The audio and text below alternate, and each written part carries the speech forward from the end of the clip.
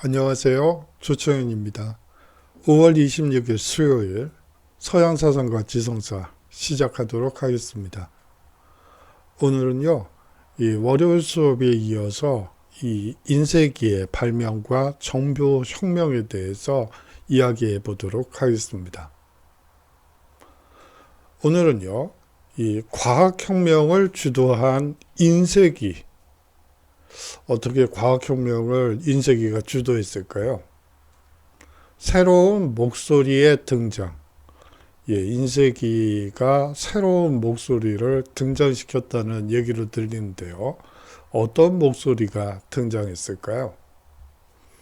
여론의 형성과 대중혁명. 이제 여론이라는 말이 등장하게 되고요. 혁명이라는 말이 등장하게 됩니다. 어떻게 인쇄기라는 것이 여론을 형성하고 대중혁명을 만들어낼 수 있었을까요? 오늘은요, 이 인쇄기가 세상을 바꾸어 온 과정과 결과를 이해하는 시간이 되도록 하겠습니다.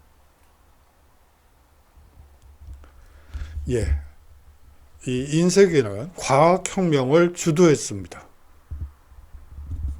영국의 철학자 프랜시스 베이컨은 1620년에 세상을 근본적으로 바꿔놓은 세 가지 발명품에 대해 얘기한 바 있습니다.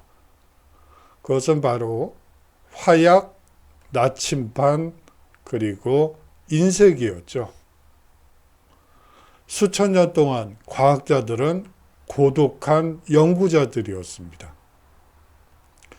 이게 무슨 얘기일까요?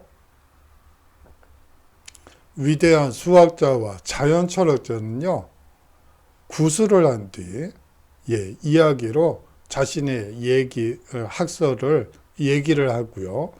그러면 그 얘기한 바를 서기관에 늘보와 같은 속도로 필사본을 만들었기 때문에 후속 연구를 이어가기 어려웠던 점 때문입니다. 사실상 필사를 하기 위해서는 많은 시간이 필요했죠.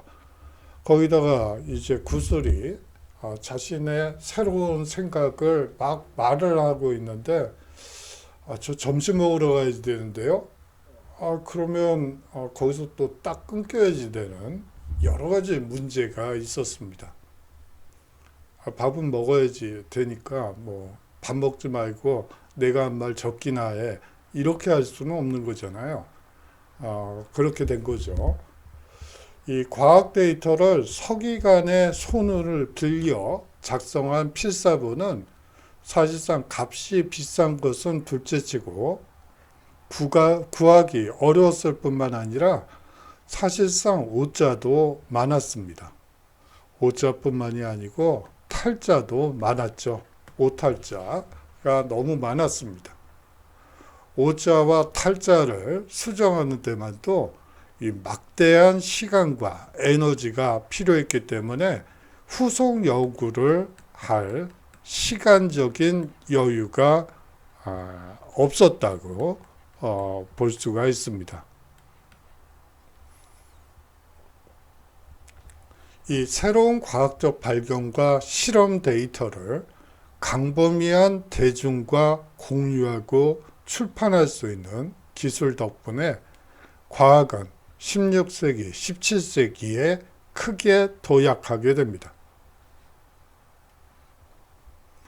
흔히들 세계사 혹은 과학사를 이야기할 때 대체로 이렇게 얘기를 하죠.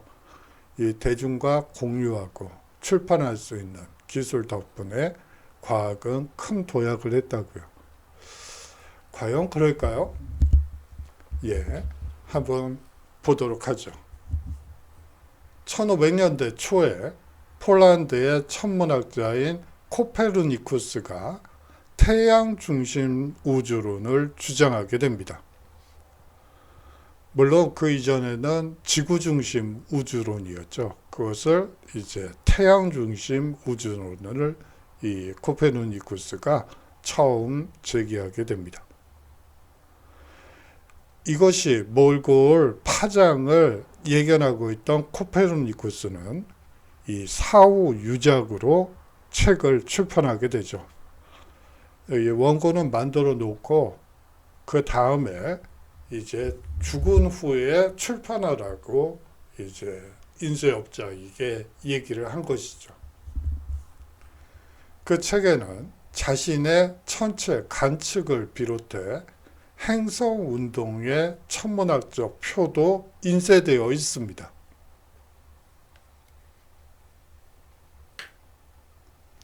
출판과 인쇄가 과학에 미친 가장 큰 영향은요, 사실상 최신 과학 성과가 책을 통해 빠르게 확산되었다는 점보다는 제가 봤을 때는 정확히 복사되는 원본 데이터의 신뢰성이 이 출판업의 가장 기본이라고 생각이 듭니다. 그리고 이것이 결국은 과학의 발전으로 이어졌다고 개인적으로 생각을 합니다. 책으로 출판되면서 인쇄된 공식과 수학적 표를 손아귀에 든 과학자들은요, 사실상 기존 데이터의 신뢰성을 믿고 새로운 분야를 개척하는데 더 많은 에너지를 투자할 수 있게 된 것이죠. 일단 원본 데이터가 충실하고 그것을 믿는다고 전제한 뒤에 새로운 이 분야를 개척하면서 과학이 눈부신 발전을 이루게 되었다고 보여집니다. 이 인쇄기의 발명은 과학의 발전뿐만이 아니고 이 새로운 목소리가 등장하는 이 그릇이 되기도 하죠. 새로운 정보기술 전달 매체가 등장할 때마다 가장 먼저 활용하는 집단은요, 이전의 정보 전달 매체에서 소외된 자들입니다. 한마디로 이전의 정보기술 세계에서는 자신의 목소리를 감히 낼 수 없는 사람들이 새로운 이 매체가, 전달 매체가 등장했을 때 적극적으로 활용한다는 얘기가 되죠. 한번 예를 들어 볼게요. 트랜지스터 라디오, 인터넷 게시판, 인스타그램, 페이스북, 유튜브 등 새로운 정보 전달 매체를 활용하려면 부단한 노력이 필요합니다. 여기서 뜬금없이 트랜지스터 라디오가 나와서 여러분들이 의아하실 것 같아요.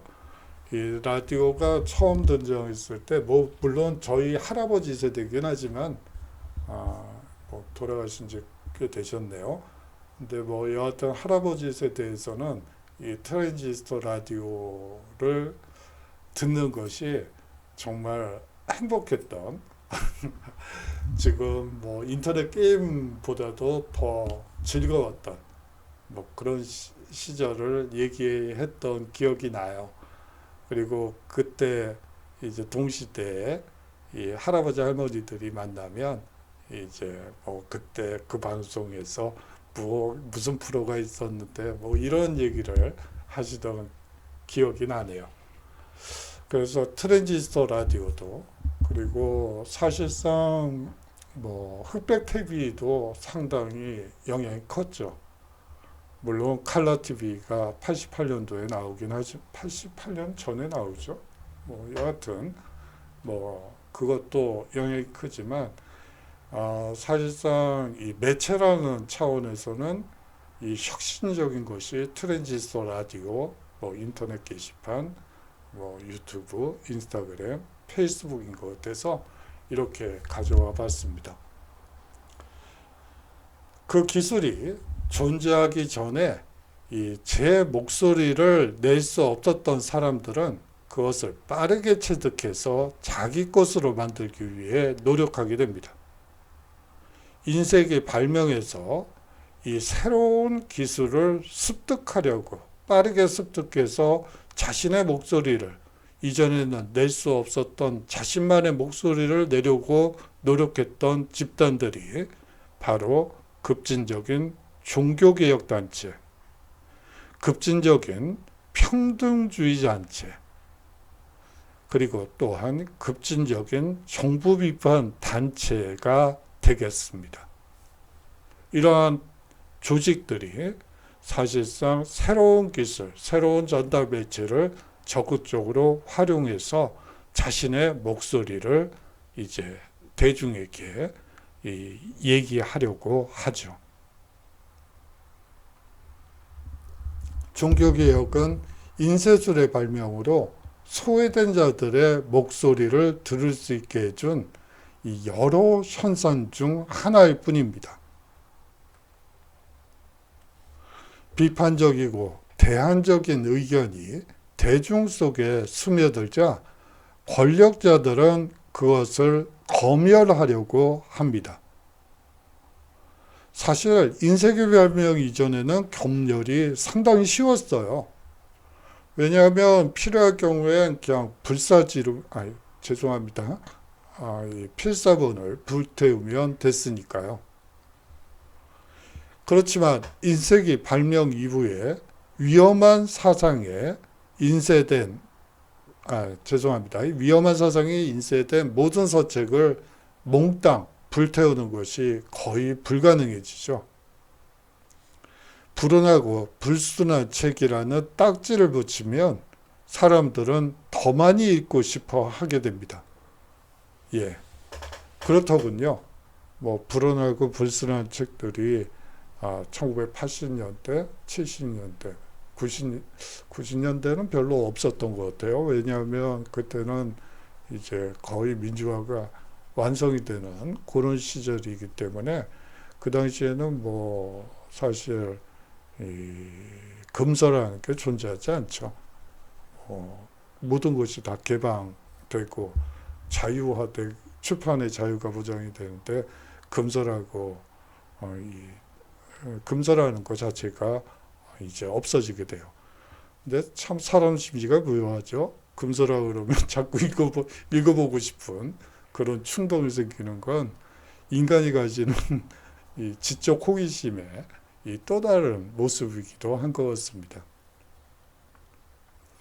이 교회가요, 이 금지도서 목록을 작성할 때마다 인쇄소는 다음에 인쇄해야 할 책의 리스트를 확보하는 것과 같았습니다. 그래? 교회가 금지해? 그러면 이제 찍어야지. 그러면 이제 또 엄청나게 팔리는 거죠. 그걸 잘 알고 있는 인쇄소는 교회가 금지도서 목록을 작성해서 발표할 때마다 그 작성된 순서대로 이제 출판을 하게 됩니다.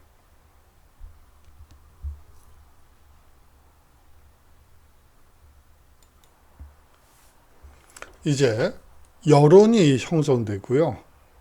이제 그 여론이 뭉쳐서 혁명이 일어나기도 하죠. 계몽주의 시대가 열리게 됩니다.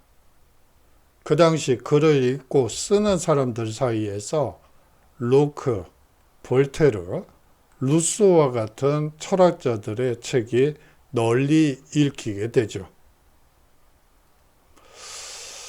그런데요, 꼭 이렇게만 보실 필요는 없어요. 왜냐하면 이 당시의 문맹률은 상당히 높았어요. 거의 80%가 문맹이라고 보시면 돼요.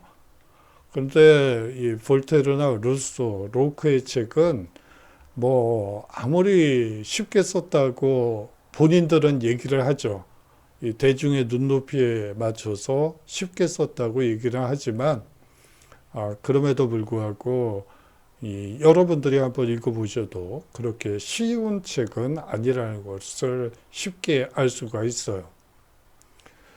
특히 볼테르, 루소는 사실상 여기에 디드로도 포함이 되는데요.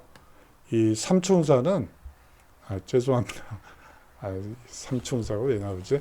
여하튼 이 세 명의 이 계몽사상가들은요, 이 사실상 철학서만 쓴 것이 아니고 사실상 희곡 작가이기도 하고요. 그뿐만이 아니고 작곡도 하고요. 물론 루소가 해당이 되지만 그뿐만이 아니고 소설가이기도 하고요. 뭐 그렇습니다. 다양한 매체를 활용해서 대중들에게 계몽사상을 알리려고 많은 노력을 하죠. 특히 희곡을 중요시 여기는데요. 희곡이라는 것은 사실상 연극 대본을 얘기하는 거죠. 사실상 이 대중 연극을 통해서 이 계몽주의를 알리려고 한 측면도 있습니다. 사실상 구술이 되는 거죠. 계몽사상이 쉽게 이 대중들에게 어필하기 위해서 희곡을 통해서 이 작품을 자신의 계몽사상을 알리려고 노력을 하기도 하고요. 이 당시에 소설가들 소설도 있죠. 뭐 루소 같은 경우에는 젊은 몽상가의 산책이라는 어떻게 보면 뭐 계몽주의 시대라고 하지만 이 루소의 이 소설들은 이 낭만주의적인 요소가 더 강해요. 사실은 그렇고요. 제가 지금 문학 수업도 아닌데 왜 이렇게 되죠? 죄송하네요. 여하튼 이 계몽주의 시대에는 이 대중과 함께하기 위해서 이 부단히 이 노래와 연극과 소설, 그리고 이 소설이라는 것도 이 당시에 소설을 직접 읽는 것이 아니고 이 소설을 읽어주는 사람이 있습니다. 아까 말씀드렸다시피 80%가 문맹인데 소설책 썼다고 누가 읽을 수 있겠어요. 그러다 보니까 그것을 낭낭한 목소리로 읽어주는 이 직업이 실제로 존재하게 됩니다. 그렇게 되면서 이제 계몽주의가 사람들에게 침투해 들어가기 시작하죠. 근데 뭐 읽어줄 사람도 책이 있어야지 읽어주죠. 뭐 미리 읽어보고 그 다음에 어떻게 하면 좀 극적인 효과를 더 줄 것인지 그런 거를 연구해 가면서 이제 글을 읽어줄 거 아니에요. 그러다 보니까 이제 소설, 희곡, 작곡 등이 이 하나의 그 산업으로 자리를 잡게 됩니다. 예, 제가 너무 옆으로 샜네요. 다시 돌아가도록 하겠습니다. 이 관습과 전통을 뛰어넘는 비판적 추론은요, 사람들로 하여금 종교적 권위에 의문을 제기하고 개인적인 자유를 소중히 여기도록 장려하게 됩니다. 계몽주의 시대, 지식의 민주화가 이루어짐에 따라 여론이 생겨나고 아주 중요한 개념이에요. 여론은 지배 엘리트를 무너뜨릴 수 있는 힘을 발휘하게 됩니다. 이 프랑스 혁명 이전 작가인 루이 세바스티앙 메르시에는 다음과 같이 선언하죠. 지난 30년 동안 사상계에 위대하고 중대한 혁명이 일어났습니다. 여론은 이제 유럽에서 지배적인 세력이 되었고 저항할 수 없는 세력이 되었습니다. 계몽사상은 지구상에 가장 큰 선을 가져오고 모든 종류의 폭군이 모든 곳에서 메아리치는 보편적인 외침 앞에서 떨며 유럽을 깨우기를 바랍니다. 그는요, 인생은 하늘이 주신 가장 아름다운 선물이라고 얘기합니다. 그리고 나선 곧 우주의 모습이 바뀔 것이라고 얘기하죠. 인생은 얼마 전에 태어났고 이미 모든 것이 완벽을 향해 가고 있다고 얘기합니다. 그러므로 세상의 폭군들이 떨고 있다고 얘기하죠. 고결한 작가 앞에서요. 문맹조차도 혁명적 계몽주의 작가들의 매력에 저항할 수 없었던 것 같습니다.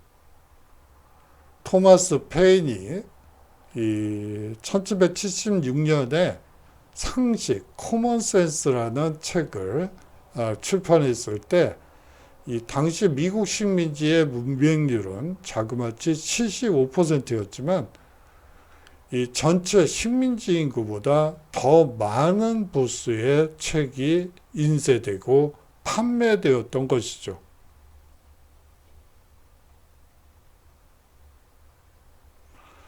이 인쇄기는요, 노동자로부터 일을 훔치는 아주 몹쓸 기계로 탄압받은 적도 있습니다. 18세기 중반이 되어서야 비로소 산업혁명은 유럽에서 본격적으로 가동되게 됩니다. 인쇄 노동자들은요, 일자리를 훔치는 기계가 활판 인쇄기라고 주장하며 이 활판 인쇄기를 때려 부수는 운동을 전개하기도 하죠. 우리가 보통 러다이트 운동이라고 하는 러다이트 운동을 여러분들이 한번 좀 검색을 해보세요. 거기에는 기계 파괴 운동이라고 되어 있지만 이 당시에 대부분 활판 인쇄기를 부수는 이것이 러다이트 운동의 이 핵심이라고 볼 수가 있습니다. 그래요. 뭐 AI가 뭐 일을 훔치는 기계가 될지, 뭐 인간이 부족한 면을 보충해주는 것이 될지, 이제 거기에 대해서도 설왕설래가 많긴 한데요. 사실상 이 초기에는 어떤 것이 이 초기 단계에서는 상당히 거센 반발이 있을 예정이죠. 뭐 그거는 인간이 가지는 특징이기도 한 것 같습니다. 구텐베르크의 활판 인쇄기 발명 이전에는 사실상 서기관의 수요가 상당히 높았습니다. 필사본 제작업자들은 수십 명의 숙련된 장인을 고용하여 원고를 수작업으로 작성했던 것이죠. 그러나 15세기 후반까지 인쇄기는 그들의 독특한 기술을 쓸모없게 만들어버렸습니다. 인쇄된 도서에 대한 엄청난 수요는 인쇄소, 서점, 그리고 도서 판매 거리 행사인. 그래요. 저희가 대학 다닐 때 80년대, 70, 뭐 그때도 이 대학로나 그런 데 가보면 이 거리에서 책을 리어커에 싼 가격에 중고책을 파는 사람들이 있었어요. 거리 행사인이 이 도서 판매 거리 행사인이 있었죠. 뭐 지금은 뭐 거의 찾아볼 수가 없죠.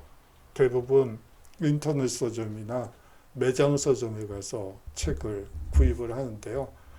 뭐 이 당시에는 뭐 이런 데서 책을 뭐 싼 가격에 사서 봤던 기억도 나네요. 그래요. 뭐 여하튼 행상인으로 구성된 완전히 새로운 산업을 창출하게 됩니다. 인쇄소 견습생으로 출발한 사람들 중에는 이 미래 미국을 건설한 벤자민 프랭클린도 이 인쇄소 견습생으로 시작해서 인쇄소 사업을 일으켜서 이제 큰 돈을 벌고 정계로 진출하게 되죠. 자, 오늘의 과제를 한번 말씀드리도록 하죠. 인쇄기 발명은 인간의 삶을 획기적으로 바꾸어 놓았습니다. 무엇을 어떻게 바꿔 놓았는지 A4 한 페이지 내외로 요약해 보시기 바랍니다. 예, 장시간 동안 수업 들어주셔서 수고 많으셨고요. 다음 주에 새로운 주제로 여러분들과 함께 하도록 하겠습니다. 안녕히 계십시오.